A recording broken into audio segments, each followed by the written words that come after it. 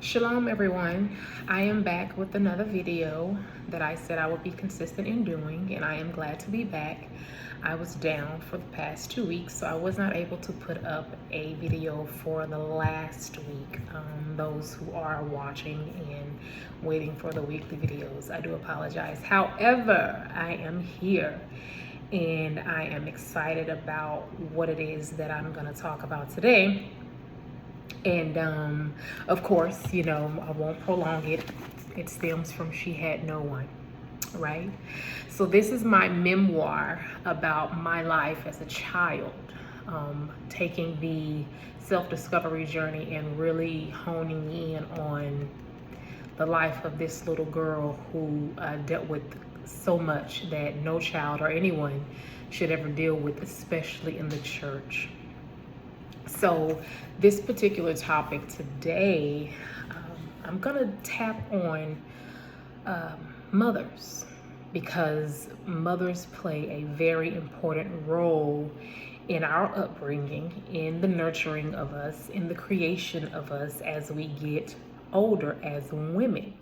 Young girls or little girls, or however you want to look at it, they are the prime example, the example that we have in our faces on a regular lifetime basis until you depart from their presence.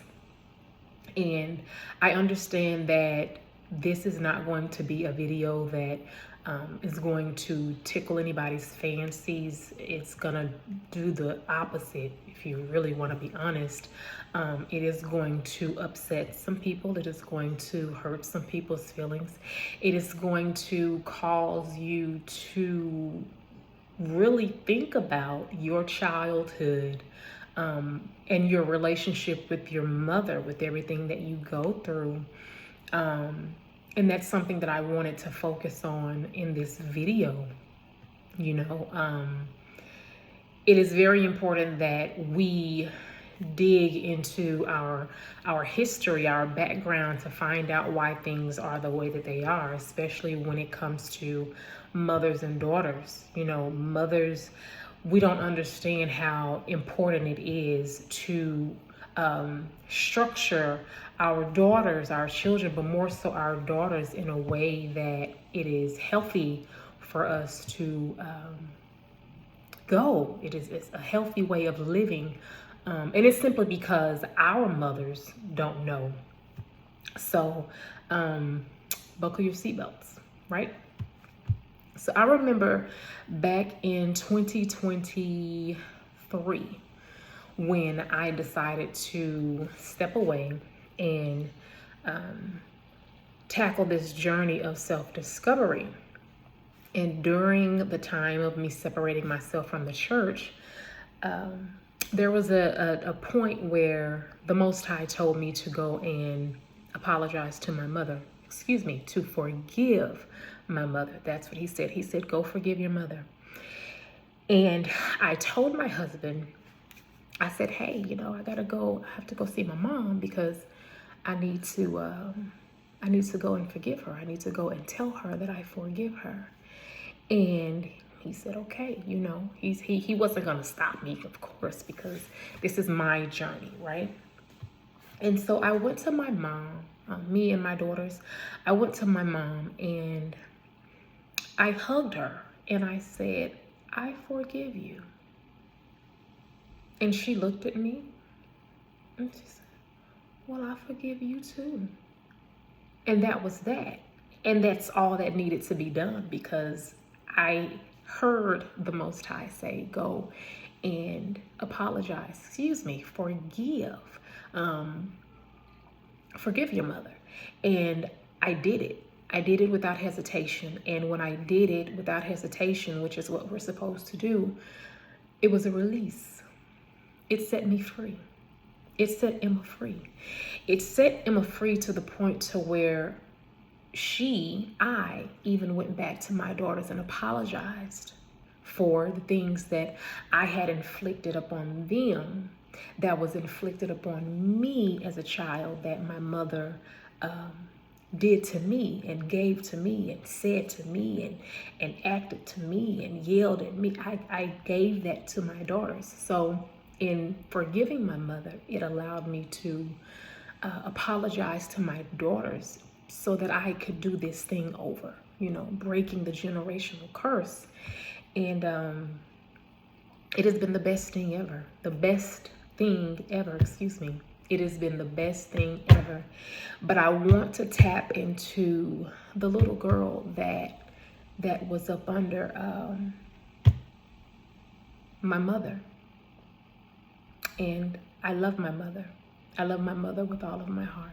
And this is not anything to bash her at all. This is confronting truths and exposing the things that takes place in the church from your mothers, whomever you dealt with, whomever you are that has dealt with some things from your mother that you should not have.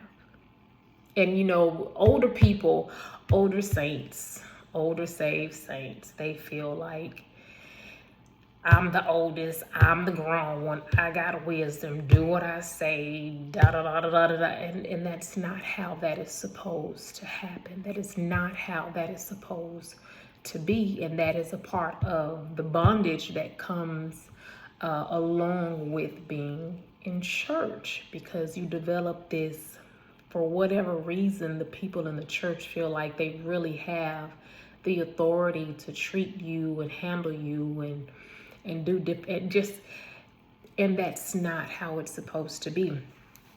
So let me tell you how this coincides with Leon, because he's going to be a part of this as well. The church, and this is just my life, my story, my truths, and I stand in it. So I remember being a little girl blamed for everything, right? Blamed for talking smart to adults, rolling her eyes, and saying things that that a child is not supposed to say to adults. But however, it was like a constant thing that people would say, well, Emma got smart with me. Emma rolled her eyes at me. Emma said this, Emma said that, Emma did this, Emma did that. And the part that my mom played in it was that everything that people said Emma did, she believed. And every time she believed it, she whooped. Without question, without hesitation, without a sit-down conversation, without any of those things. I remember that there was Bible class on a Wednesday night, and me and my siblings just so happened to stay home. And my mom came home after she left from work to church. But we were excited because we didn't have to go to church. We were like, because we were always getting up early, catching the bus, going on the other side of town to get to church. Whew. Anyway, so that was a constant in our life. So we were excited that we didn't even go this night. Well, we're at home playing, and I remember, I'm going to say I, because I will not speak for anyone else. I remember Mom came home and she walked in the door and she looked as if she was crying, as if something was wrong. And so we're all looking around like, what's wrong with Mama? But we're playing, we're having fun. And so all of a sudden, we hear Mom say, Emma, come here. And we're looking around like, I'm looking around like, what did I do? So I go to the room and she says, find me a switch or find me a belt. I think she said, find me a belt. And I'm like, Mom, what did I do? She said, find me a belt. And I did not understand. I did not know. I had no clue as to what had happened. I'm at home. I'm playing. So she says, pull your pants down and lay on the side of the bed. Okay. So I'm already crying. She hadn't even hit me yet. So I'm like trying to lay on the side of the bed. And she begins to whoop me. She just begins to whoop Emma. And she would say, I told you and I told you and I told you and I told you. And what did you tell me? And so she whooped me. And so when my mom whooped me, I'm not speaking for anybody else, when my mom whooped me, it was anywhere you can land. Anywhere the belt could land, that's where I'm going to hit you. And I'm going to hit you until I'm tired. Not you, until I'm tired. So imagine getting up from being hit because you really can't take it and you're moving about 5, 6, 7 times. And she keeps saying, get over here. So it wasn't until she got tired of whooping Emma that she would stop.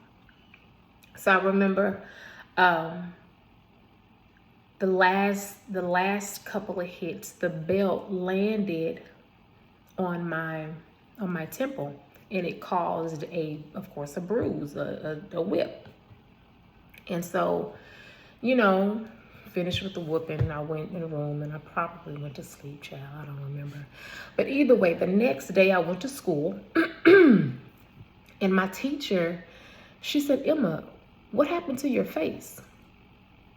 And I was like, because when you're young, you don't tell on your parents because you think your parents are right? You don't say anything. We're told to hush. We're told to suck it up, right? Because you think that your parents are doing the right thing. You think that, you really think that your parents know when they really don't know. So she asked me again, and I didn't say anything. And she says, come with me. So I go with her, and she takes me to the principal's office, but she sits me in the lobby area while she goes to the principal's office. Let me back up. The teacher said, who did that to you? Did your mother do that to you? I didn't say anything. Fast forwarding to the principal's office. She talks to the principal and she comes out and we go back to class. Now, I don't know what's going on. I have no clue as to what's going on. I am a child. Whatever. So a couple of days later, Mom came home and she says, she was upset, and she says, the CPS office or officer came to my job questioning me about me whooping you, talking about if I don't stop whooping you, they gonna take you from me. How they gonna take you from me and I had you? I did not know what CPS was then. I did not know what it was like to the extent. But in my little mind, I said, I wish they would have came and taken me away.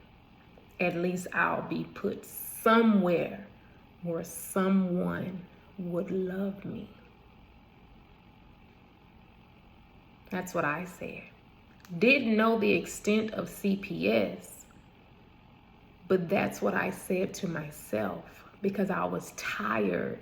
Emma was tired of being blamed for things that she did not do. And let me tell you why I say that, because later on, I found out that Leon had my mother to stand before the congregation and apologize on my behalf for talking smart to one of the saints. He rebuked her in front of the congregation and made her apologize because I wasn't there. Now just imagine if I was there. Imagine that. I probably would have been slapped, punched in front of the congregation by Leon. But this is the stronghold that Leon has on my mother's brain. And I'm not afraid to say it. When I found that out, I was like, she didn't even ask me. Like, here we go again.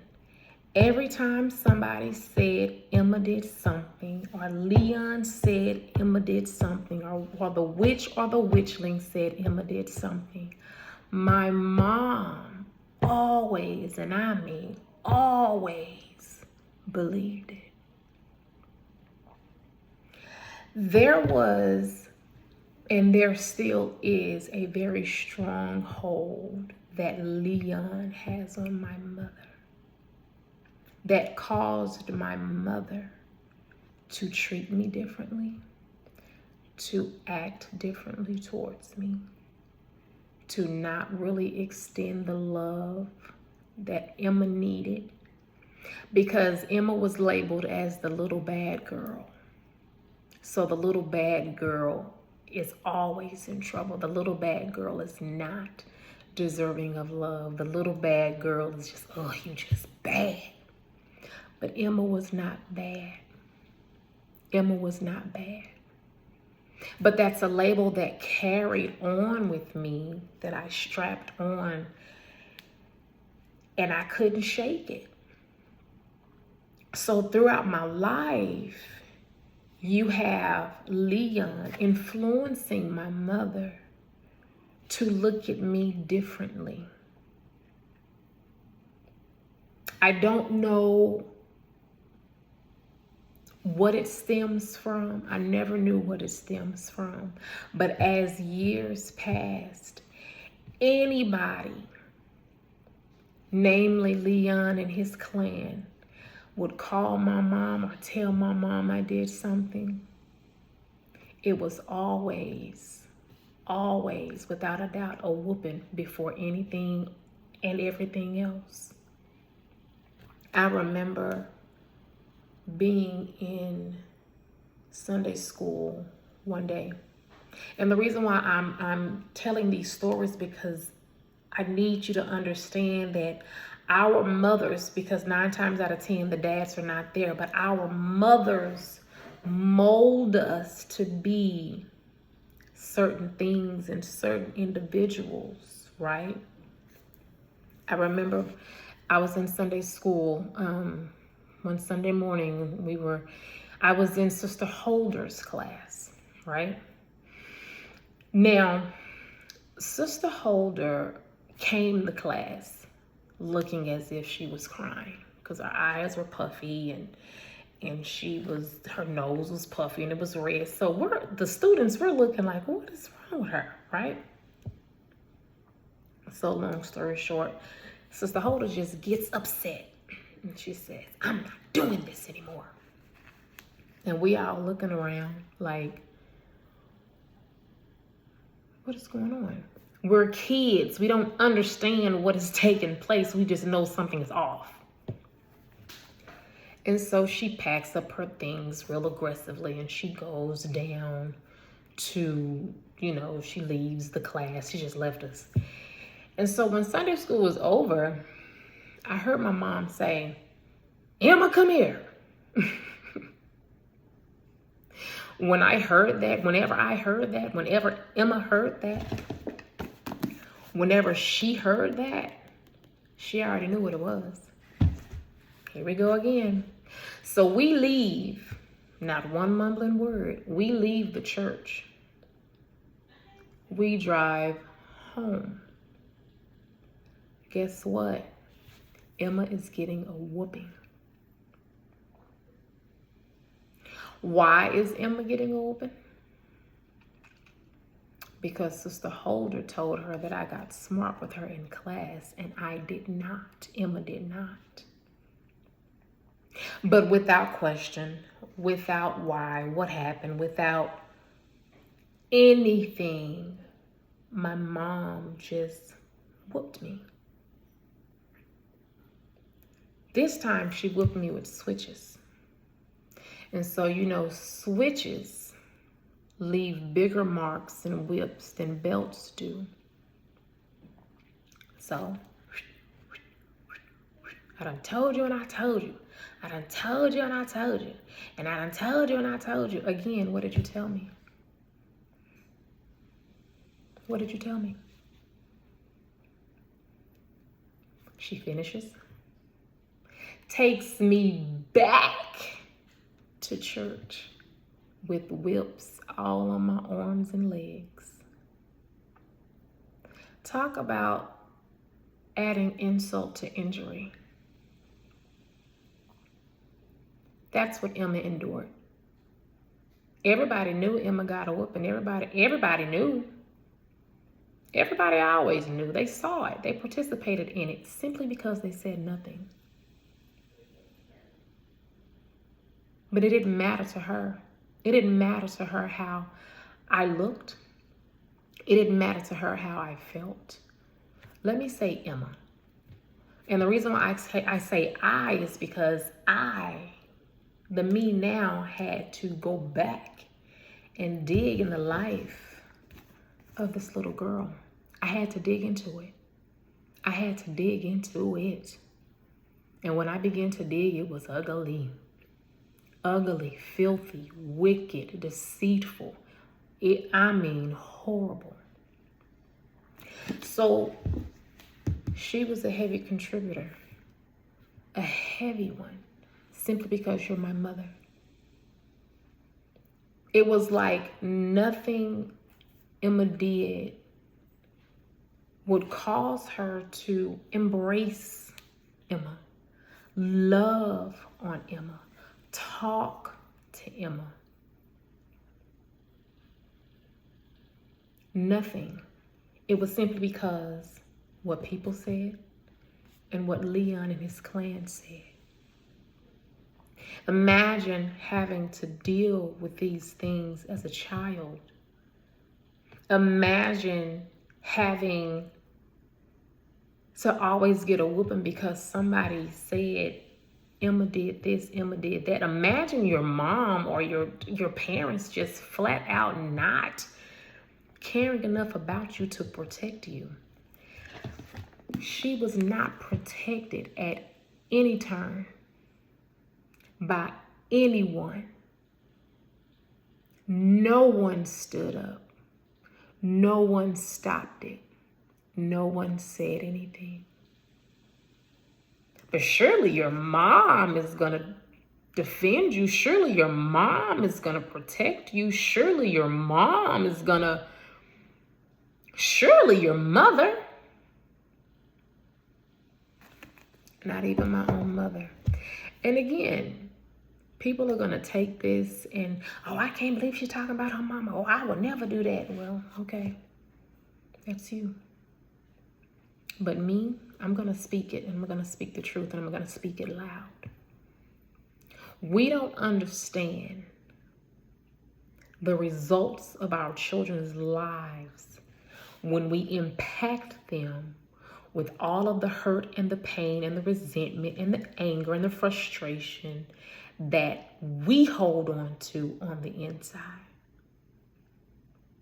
We don't understand it. And what made it all the more worse for Emma is that her brother could do no wrong. Leon could do no wrong. Even when she would see it, watch it, stand there and make me take it, he could do no wrong. This is in the church. This is the church. This is the church that is chaotic.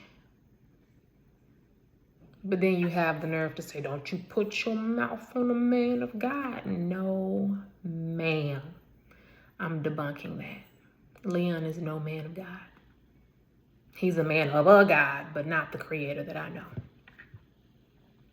So just imagine having to grow up in a setting where it was always something. It was always something. It was always something. You can't defend yourself. You can't say anything, because if you say anything, you out of line, you out of order. But who else is going to do it? As time is passing, every time something happens and Emma is Emma is the scapegoat, because clearly that's what she was for everybody around there, the scapegoat, because they weren't happy in their miserable life, from Leon, Charlotte, and his on down to whoever decided to. They weren't happy in their life. They're not happy. They weren't happy with their life. So Emma is a little frail girl walking around thin as wind, but everybody is blaming her as if she is the Tasmanian devil, but she's looking at everybody else, especially Leon, like, something is wrong with you. Even as a child, I knew that something was wrong. The relationship that my mom and Leon has, something is wrong. It is a lot of us women that are dealing with things that our mothers have done to us, that our mothers have swept up under the rug, that our mothers have allowed to happen to us. And we're not speaking on it. We feel like we'll disrespect them. We feel like it'll embarrass them. It feels like it just feels wrong. It's not wrong. You only feel that way because you've been manipulated into thinking that how they treat you and what they do to you is okay because they are closer to God than you are. We put our trust in these pastors that are literally leading us astray. Liars and deceivers and connivers. And that's what Leon has always been to my mother. Always been to my mother. But my mother does not see it. And here's the thing, it is 6 of us. I have 5 siblings. And no one, and I mean no one, is going to speak the things that I am speaking. And it's okay because I'm supposed to be speaking it because I lived it. I got the bulk. Emma got the bulk.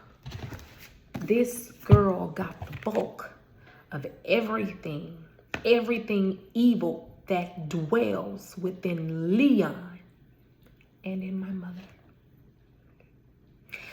There is no way you can say that you have the love of the Creator, not the Creator that I know, that you have the love of the one who came and died and shed his blood so that we can live a life of sinlessness. There is no way you can say that you have that love when you are a tyrant. When you have no emotional control, when your mental state is like the Tasmanian devil, when you constantly cause chaos. Leon has taken, he has used and abused and taken advantage of my mother,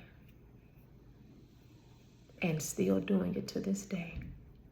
There is no righteousness in anything that he has ever done when it came to my mom. And I'm going to speak on it because it needs to be spoken on. And here's the thing, the Most High knows who's going to stand on the truth, speak the truth, and not waver in the truth, because it has to be exposed. You cannot live this life and think that nothing that you've ever done on the evil, wicked side will never come to light.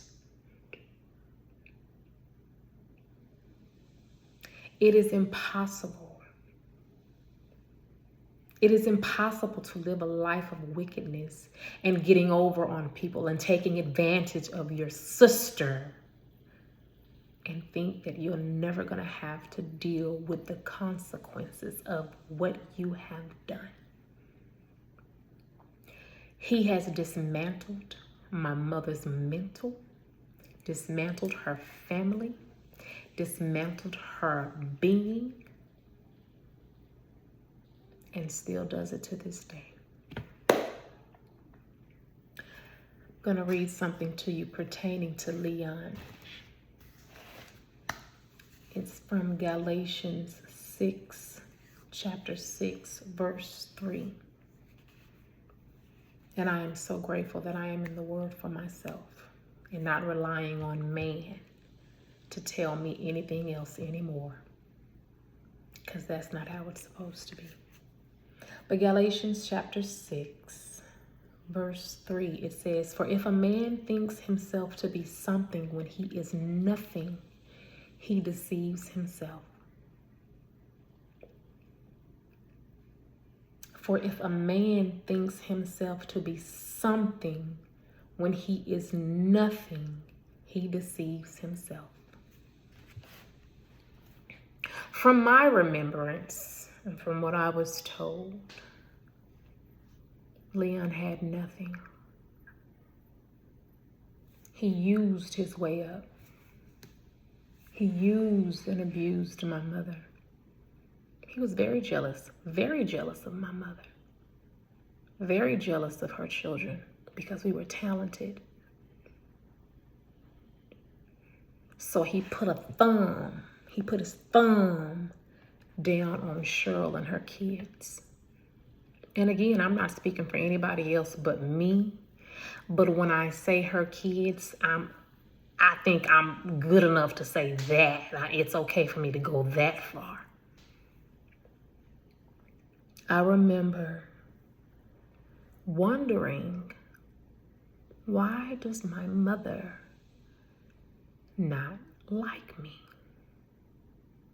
Why does my mother not believe me? Why, like, what? Like, she hate me too? She hate me too? That's how Emma felt. That's how Emma felt. And at every given turn, she cackled. Every given turn, she cackled at me.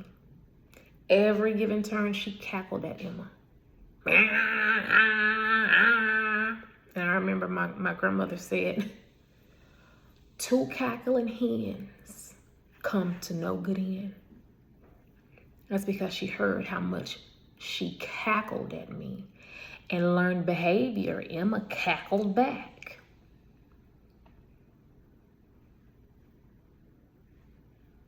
When I learned how to do it, Emma learned how to do it. And then when Emma did it, it was, oh, she got a mouth on her. Oh, she always talking. Oh, she always got something to say. Well, no one said anything for her when she was growing up. And now that she can speak for herself, what do you think she's going to do? What do you think we're going to do as women when we don't have a nurturing mother? And I love my mother. But what do you do when you don't have a nurturing mother who is there for you, who is loving on you and talking to you and embracing you? How do you think you're going to end up? You're going to end up just like them. You're going to end up just like them. And so for years, I did not understand why my mom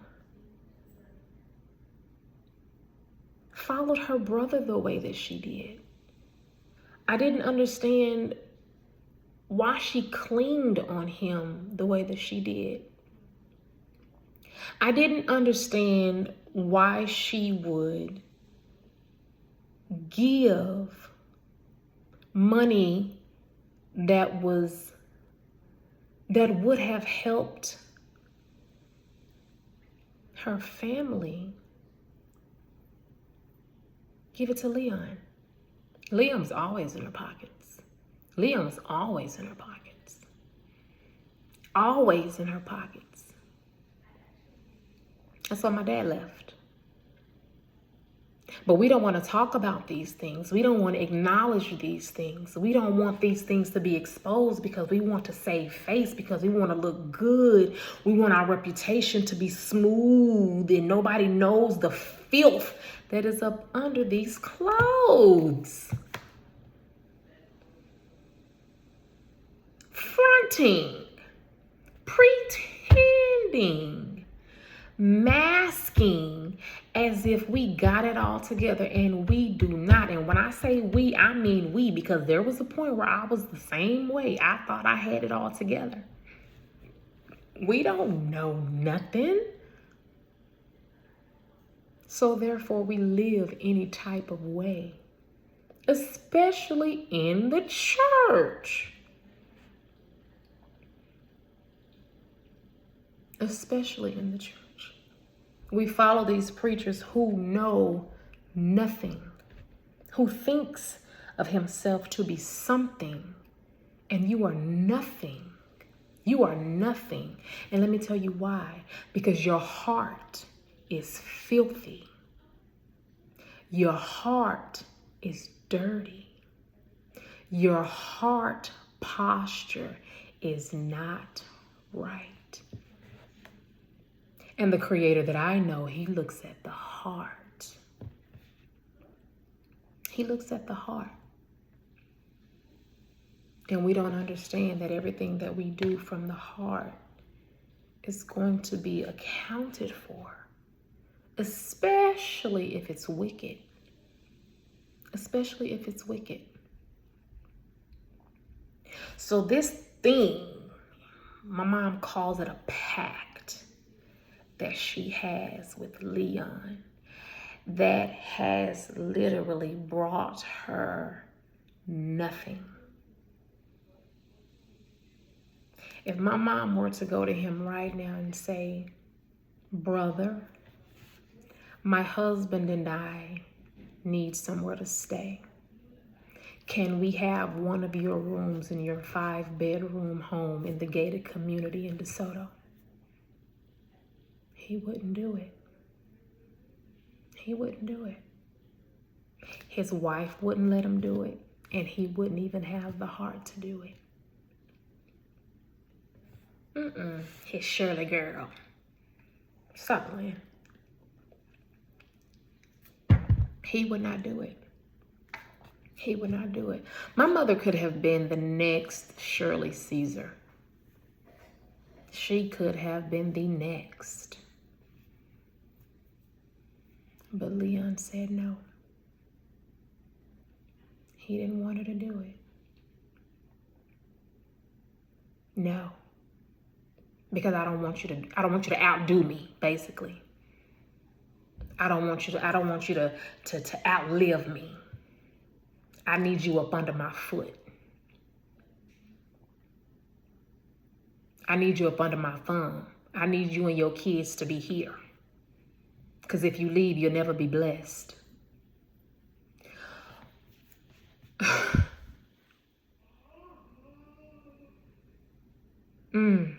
These preachers, these pastors, these bishops and elders, and they need to be exposed. And I'm so glad the Most High chose me. I'm so glad. I've never been one to lie. Never been one to lie. Never been one to front. Never been one. I have never been that person. Never been one to do that, because if I did do it, it felt weird. So let me just operate in who I am. Let me just tell the truth. Let me tell my truth. Everybody had their chance to create stories about this girl. Now it is my turn. Because that girl suffered so much from the lies since she was a little girl. And I think I was 5, 6 when I started to realize that Everybody around me is mean. Everybody around me is nasty. Nobody loves me. Like everybody's just nasty. I did not understand it. But I knew at an early age, something is wrong in this environment. Something is wrong. Something is not right. And as you get older, you see things and you start to experience things, and it's like, okay. I want to read something. There's this word called impudent. And I got this word because I've been reading Ezekiel, prophet Ezekiel, and how he was sent out to prophesy to the children of Yasharel, the children of Israel, about things that are to come because of their disobedience. And the word is called impudent. And this is literally how church folk, this is how we are. And I say we because I was there once. Impudent, it means shameless, wanting modesty, bold with contempt of others. We are bold in our nastiness towards each other. Leon was bold with his nastiness towards me, or Emma. Because Emma, right? Me, I'm not taking that. You can go sit down. But he was bold with his nastiness, his wickedness to Emma. And you know what my mama did?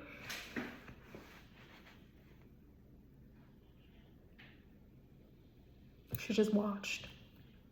She watched. She allowed it. She participated in it. She was a part of it. Listen, I pray that me speaking about the dysfunction of the mother-daughter relationship brings a lot of people, a lot of women out of the bondage that has been holding them back. See, we think because it's our mom, she gets a pass. Oh, that's my mom. I'm never going to disrespect my mother. You're not disrespecting your mother. I'm not disrespecting my mother. I am telling the truth about my mother. And we are so afraid to do that. We are so afraid to do that. But why? Because you've been manipulated to think. Even though the scripture says, or the commandment says, children, obey your mother and your father, for this is right, that your days may be long on the land. It also says, fathers and mothers, provoke not your children to anger. Why do we pick and choose the scriptures that we want to fit our filthy lives? Like, why do we do that? Why do we do that? I remember in my teens, I was coming home one day and my mom was on the phone and I could hear her as I'm walking on the porch, and I hear Leon yelling. And my mom says to me, Emma, did you tell the Thompson family that you couldn't stand Charlotte and her family?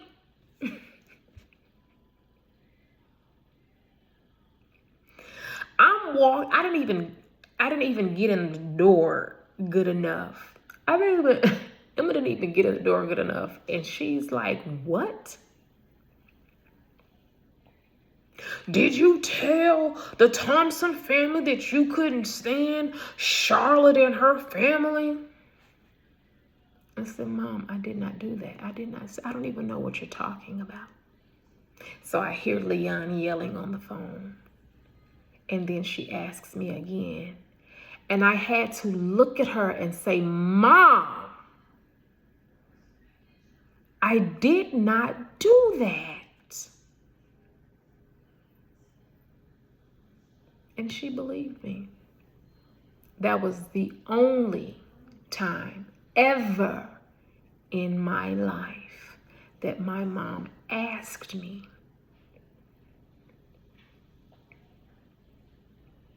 And she believed me. I was surprised. Leon had a way of, let me say it like this. When you tell your sister, Leon, that your children turned their back on her because they left Zion, knowing she's going to believe it, that is a problem. That is a problem. Your heart is nasty. And my mom treated us as such. My mama did not like me. Oh, she did not like Emma. Anything Emma ever wanted to do in life, she prayed against. Not my words, her words. No matter what Emma did, this traveled with Emma and my mom as she got older. Our relationship was not good. Our relationship was not pleasant. I remember when Emma got married and then her husband decided to cheat, and he decided that he didn't want to take care of Emma and her daughter anymore and sent Emma packing back to her mama's house. Cheryl blamed Emma. And listen, I don't care how you feel about this video exposing my mother and exposing Leon and exposing the treacherous, the wickedness of this situation. I don't care how you feel. Wrong is wrong. And this is the place that we need to get to as women, where we can talk about the things that our mothers have inflicted on us, that we have inflicted on our children, our daughters especially.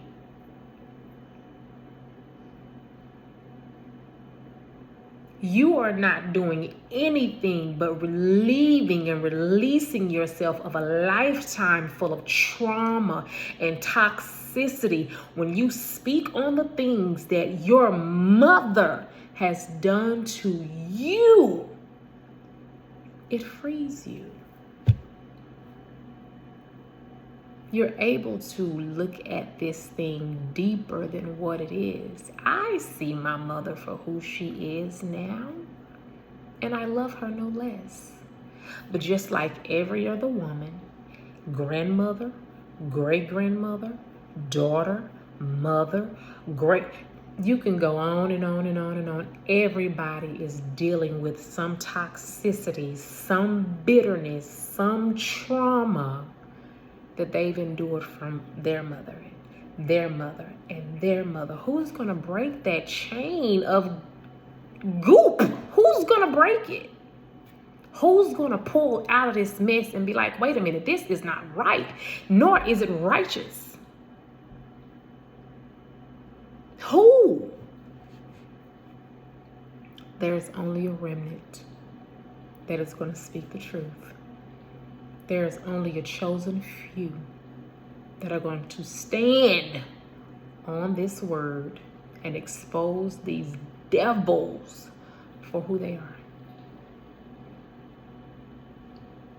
It's just what it is. I want to say this quote that I think I was watching a video. Yes, I was watching the Master's Voice Prophecy, Celestial. She said something that stood out to me. If my memory serves me correctly, if I'm not, excuse me. It says, nothing ripens a people more for ruin, nor fills the measure faster than the sins of their priests and prophets. When I heard that, I said, that hit me. That hit me. It hit me because it's true. There is no good fruit in Leon. And there is no good fruit in my mother. When you can sit back and watch your child get abused, lied on, picked on, dismantled, and you do nothing,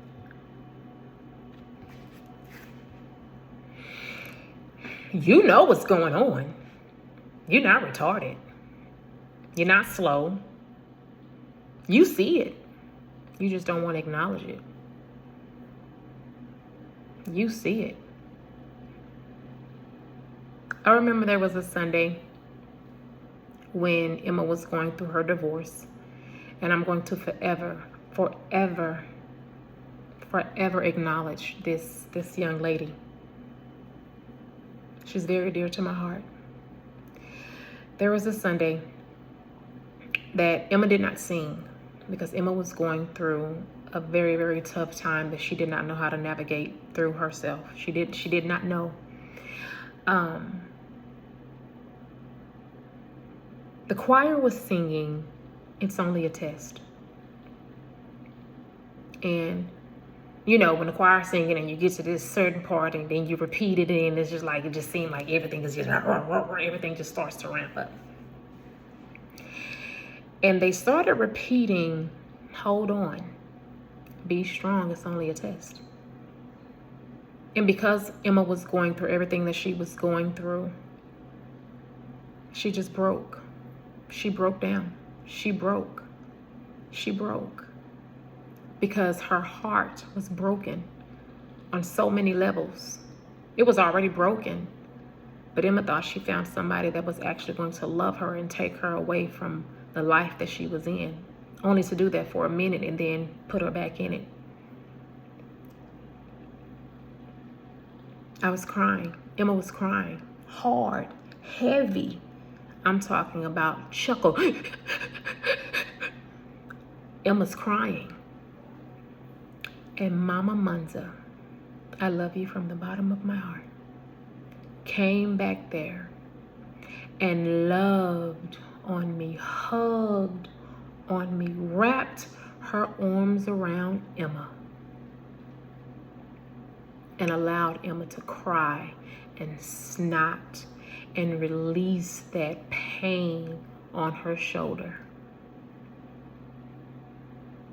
Not one time during that situation, my mother extended her arms. Not one time.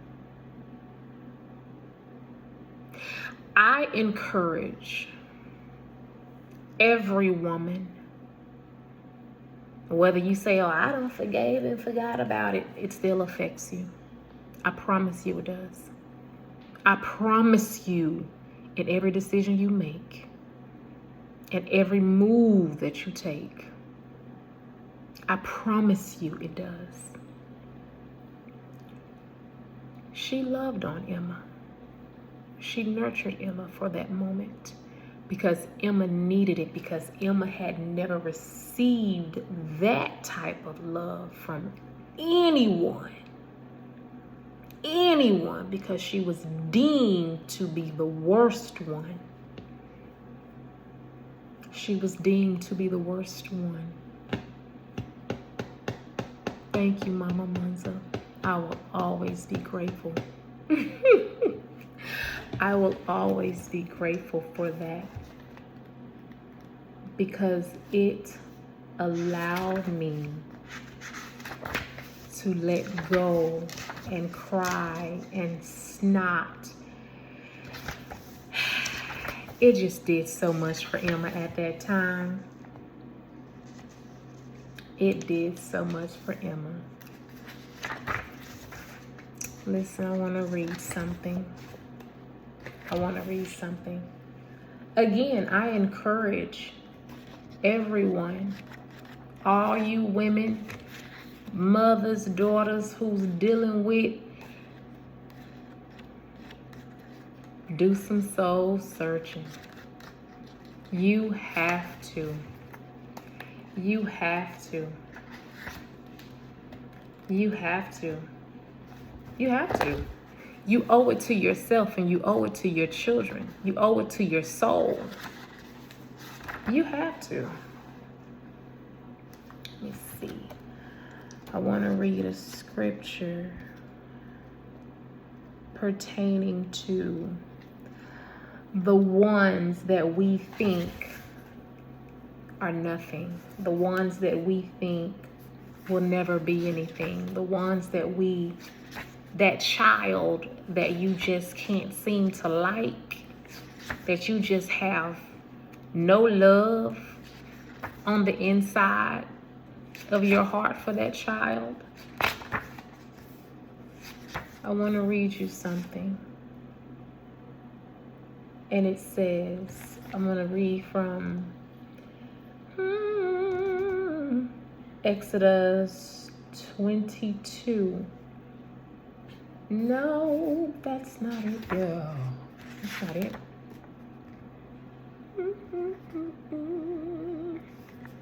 I'm actually reading from 1 Corinthians chapter 1, verses 27 through 29. And I'm going to close this video. It says, but Yahuwah Almighty, loving Yah of all creation, chose us poor seekers in this world, that he might put to shame those who think they are wise. Yahuwah Almighty, loving Yah of all creation, chose the seemingly weak people of the world, that he might put to shame the people who think they are strong.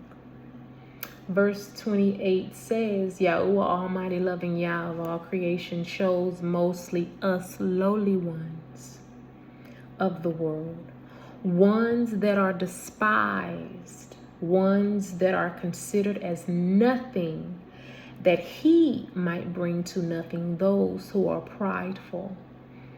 And verse 29 says, so that no flesh can be boastful when it comes before Yahuwah. He will take that very one that you think is nothing and create something so magnificent. He will give them a boldness like no other. And he will give them a love that they've never felt and a peace that you'll never understand. Let's soul search, ladies. Let's really dig into our past and really expose these things. We love our mothers. Our mothers are our mothers. But we have to understand that us mothers, we don't have it all together either.